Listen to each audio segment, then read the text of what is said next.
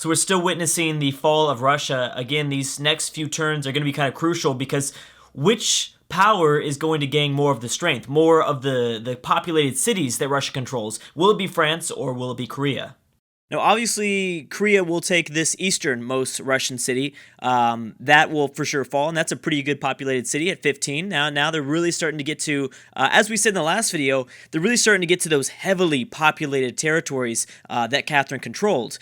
So these are the very, very crucial cities that you're going to want to take. Yes, it's nice for Korea to be able to take over, some of these more perimeter cities, but obviously they're only left with 3 population. I mean, nothing too much. This started off in Korea's hands, so that was a Korean city from the very beginning.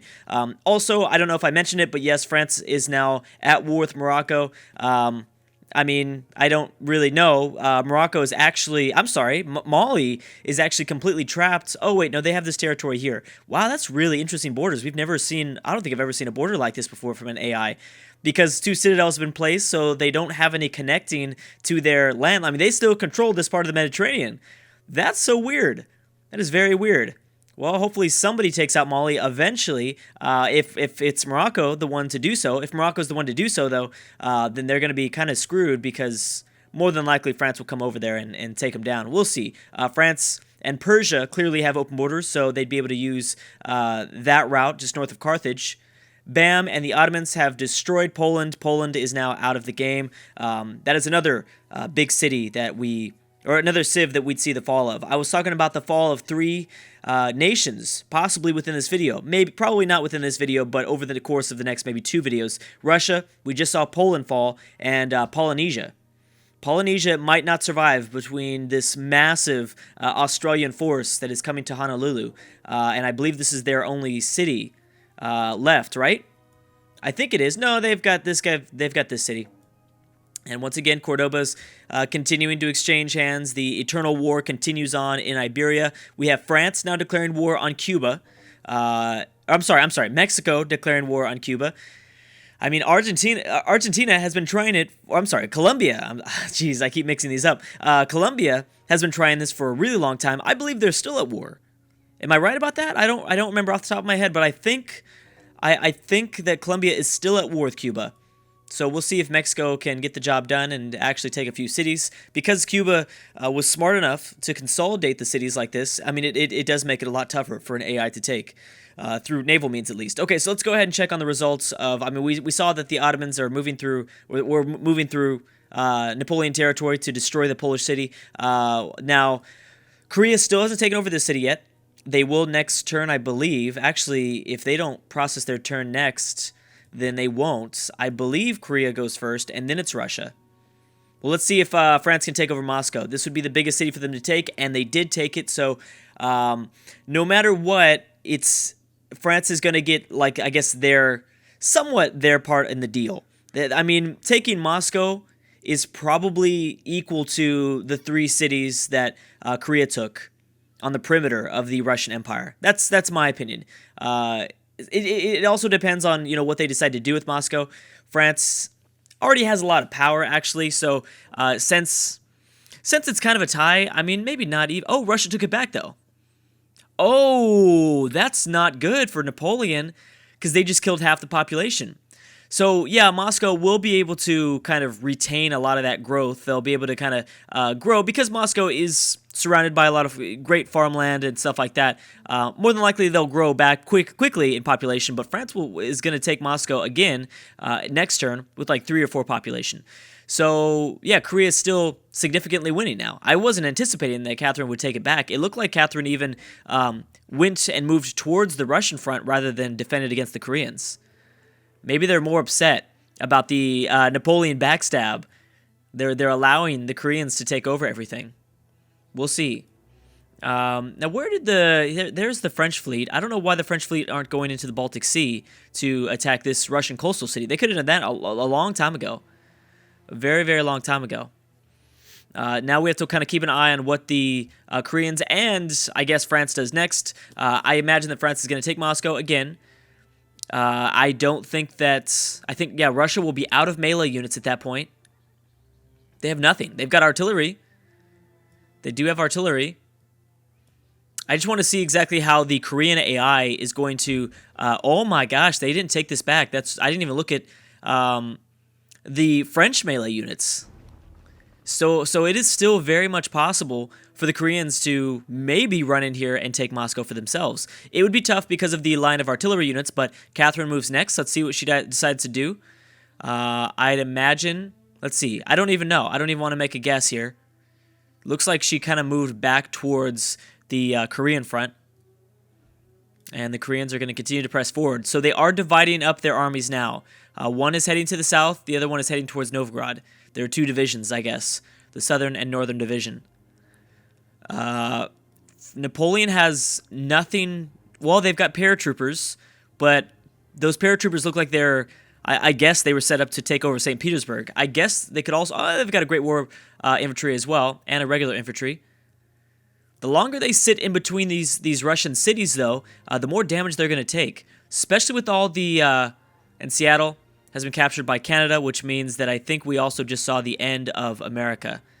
Yes, that was the final U.S. city. And we also have... I apologize. I don't know why I thought Polynesia would fall, but it's very likely that they'll lose their colonies in California. And they might even lose Honolulu to Australia. And then we'll see what they decide to do. Well, the Australians are going after... So they could definitely fall within this video, depending on how fast we go. Japan and the Ashanti have peaced out. France has decided to join the coalition against the Polynesians. And so is Australia and Korea... I don't remember Australia and Korea being at war, but I guess they definitely could be. I really want to see the results in the Pacific. This is really interesting, especially because they've landed so many artillery units to the eastern island of Honolulu. They have a really good chance of taking this over. Now, they only have a few melee units, but it's probably enough, to be honest. It'll take some time, though. The Gatling guns are going to do a lot of damage. Well, they're going to do a lot of damage to any sort of melee unit that's embarked. Cordoba's gone back to Spain. We'll see if Canada and France ever eventually declares war. I'd imagine that they might at some point. Polynesia's a pretty massive fleet in the Atlantic. I have no idea why. That's very strange. And the eternal war continues. Morocco with a fleet up this way. Remember, France and Morocco are at war. So there might be a few sort of conflicts going on in the Atlantic. Okay, let's go ahead and check in on the front. What are the Ottomans going to do now with this army?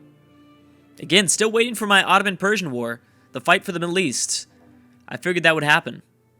But maybe not. I mean, Persia is really kind of... I don't know. I think taken away... Or I guess ran away with as kind of the victor of the Middle East right now. I mean, the Ottomans made a slight comeback by taking Konya away from Poland. Or taking back Konya. Okay, let's go to the next turn. So the French will take over Moscow now that they have a Great War infantry in place. The Koreans are going to leave this southern city. Oh, they also took over St. Petersburg at the same time. Oh, man. That was a very quick move. And then there's going to be a race for Novgorod. We'll see if the French try to take over this southern Russian city. And then if Korea doesn't take this, even if they do, technically, because the Koreans and the French do not have open borders. Oh, and they peaced out for the city. Ooh, interesting choice. So the Koreans peaced out with Catherine so that they could take this city. France and the Koreans working together again, this time against the Ashanti. Something very fishy is going on here. Something very, very strange. But this is a pretty big development. Obviously, there's now a pretty good, sizable front. If France decides to take Novgorod, which I think is possible, which France is going to have to actually take it. Oh, and Australia took over Honolulu. Another very, very big conquest. Another very big move for Australia. That's huge, actually. That's massive, because they finally have gotten out of... Well, they're still in the Pacific, but they're out of the South Pacific, I guess. We have a peace deal. Okay, anyways, notice that Novgorod is a capital, is Catherine's new capital. So if France wants... If there's going to be a bigger border between these two powers, France is going to have to actually take this over. I think it's really possible that Napoleon might want to peace out with Russia because Korea did so. I'm not sure if, I'm not sure if Korea sees something that we don't.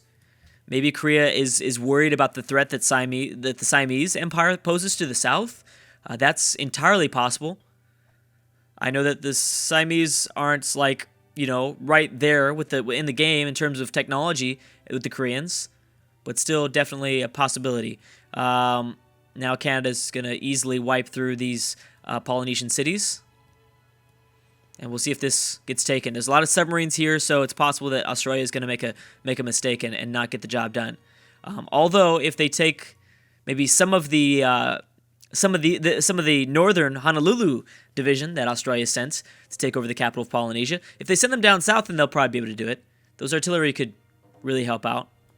We'll see if Siam also might try to join in. That's actually a very realistic possibility. You know what might be interesting?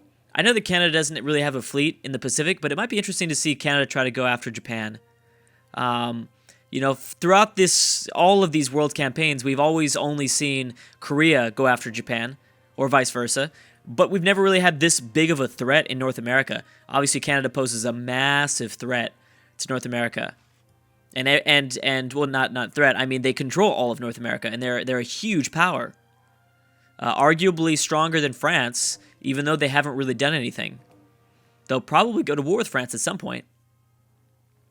Okay, so we have a peace deal between... Canada's taking the first North American Polynesian city, and they'll go after Samoa and take that over probably in a few turns. The Zulu have peaced out with Colombia. Zulu's still not doing a bad job, but it's kind of too late for the Zulu AI to really make any gangs, I think. The Zulus are most powerful with the MPs, and right now they don't have their MPs. I mean, they tried their best to utilize their unique unit to the best of their ability, but yeah, I mean, it's kind of too late for Shaka. He really can't do much now. Love the fleet that the Persians are building up in the Red Sea.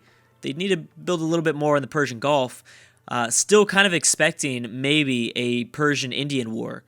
That seems likely. However, obviously Darius would be opening himself up to an Ottoman attack in the west. That's entirely possible. France is still not yet peaced out, and I think it's definitely possible. Oh, yeah. So France is going to grab these 3 cities. So did Korea make a mistake? I don't know, because I can't really tell the future. I know that obviously Korea was running out of a military. They were running out of land units before the French was. It was smart to peace out for a city, especially this city, because that's a big city. France is going to take this over and kill like all the population inside these cities, or half of the population inside of all these cities.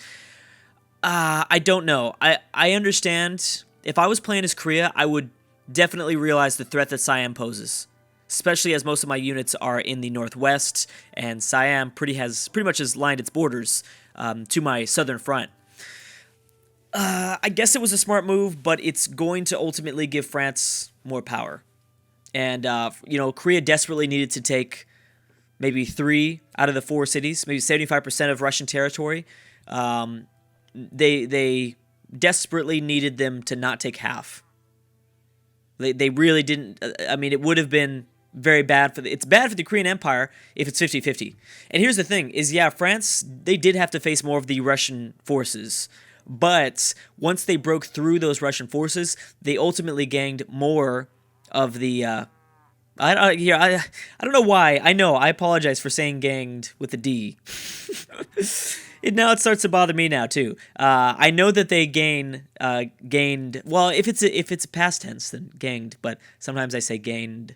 I don't even know. Anyways, they broke through the Russian forces, and ultimately they grabbed more of the powerful Russian cities. Whereas the Koreans, I mean, maybe 2. It was a pretty big deal that they pieced out for the city because they didn't kill any of the population. But at the same time, if the AI keeps these cities puppeted, it doesn't really matter. Now it's been up and down. It has totally been up and down. Sometimes the AI will puppet a city and keep it puppeted the entire time when they take it over. Sometimes we've seen multiple examples of AIs annexing cities, though. There are examples all over the map in this campaign. So, I think that in the very beginning, I remember having a theory that AIs usually never annex cities. That's not true at all. So France is going to keep Russia alive, and they pieced out for one of the cities on the Baltic coast, the Baltic Sea coast. Probably smart, so they don't have to waste any time with units. Spain or Russia is still alive, probably not for too much longer. Whenever this truce ends with both Korea and France, and the battle for Novgorod will be a crucial one. Whether it's Korea that decides to do it or if it's France, because this Novgorod holds a lot of tiles, so it could give a pretty strategical advantage for a possible Korean-French war in the future. I don't think you can trust France. That was one of the best backstabs of all time I think we've ever seen in an AI-only battle. That was crazy. Bam. We have the Polynesians down to just one city. And yeah, Canada almost controls all of North America, completely all of North America. Let's go ahead and check on how this siege is going. Not too well. Submarines, not a good idea. Yeah, no, definitely one of the best backstabs of all time I think we've ever seen, which is crazy. So I don't think you can trust Napoleon at all right now. I think he's too big of a threat. I think you need to possibly worry that if we see kind of the same, we could see the same results where we saw France work together with Korea to defeat Russia, just like when we saw France work together with Russia to defeat Poland. We could see France maybe work with Siam to defeat Korea. I think that's highly unlikely. Highly unlikely. I think it might have been just a coincidence. I mean, it'd be scary if the AI is that smart, because then it's like, wow, so the AI can be this smart. Why aren't they always this smart? But anyways, we'll see what ends up happening there. Oh, and the British the war is over. The Iberian Eternal War, I think, has finally come to a halt. So they don't care anymore. Jeez, you just wasted so much time. So I definitely want to see maybe... I'd love to see a kind of a coalition against France build up. Could you imagine Denmark, the British, Spain, all declaring war on France? Maybe the Ottomans, too. Even if the Ottomans were to get involved, the Ottomans would probably get destroyed first. I mean, since most of the French military regiments are out here on the eastern part of the empire. But I really do still think the British could be the savior of the world. Look at this. Look how many units they have near Leeds. They've obviously controlled the English Channel as of now. I don't know for how long with the French fleet here, just north of Troyes. But if they're fast enough, they could take over Paris. And that would really hurt. I think that would really hurt an AI of this size to just lose a capital like that. That's a pretty big deal. That's a pretty big deal. If they can hold on to it for a few turns, I mean, that is going to hurt. Still, Cuba is surviving, man. I got to give it to them there. Okay, let's just skip over that little vote there. We're turn 417. Still not entirely sure. Bam, firewall has been built by Napoleon, so no cultural victory will be happening, even though there's no cultural victory enabled. Yes. What was I saying?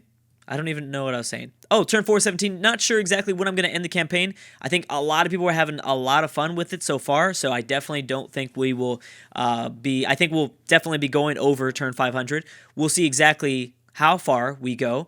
It also depends on how entertaining the series stays, so we will see. But anyways, guys, I'm about to stop right there. Thank you so much for watching, and I will see you guys next time.